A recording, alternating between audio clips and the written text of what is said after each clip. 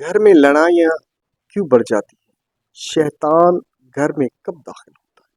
کیا آپ کے گھر میں بھی ہر وقت جھگڑا رہتا ہے؟ چھوٹی چھوٹی باتوں پر غصہ آ جاتا ہے؟ گھر میں سکون ختم ہو گیا ہے؟ تو آج کی یہ بات غور سے سنیں۔ بہت سے لوگ سمجھتے ہیں کہ گھر صرف پیسوں سے چلتا ہے، لیکن حقیقت یہ ہے کہ گھر سکون، محبت اور اللہ کے ذکر سے چلتا ہے۔ جب گھر میں نماز کم ہو جائے، قرآن کی آواز بند ہو جائے، ہر وقت غصہ اور چیخنا چلانا ہو، ایک دوسرے کی بےعزتی ہونے لگے، ماں باپ کی نافرمانی ہو، تو آہستہ آہستہ گھر سے برکت اٹھنے لگتی ہے۔ اور پھر بیوی شوہر سے ناراض، بچے ضدی، اور گھر کا ماحول بے سکون ہو جاتا ہے۔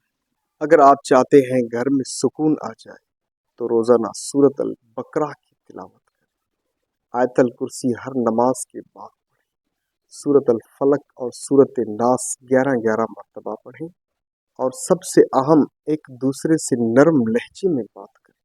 یاد رکھیں، شیطان اس گھر میں خوش ہوتا ہے جہاں ہر وقت لڑائی ہو، اور رحمت اس گھر میں آتی ہے جہاں اللہ کا ذکر ہو۔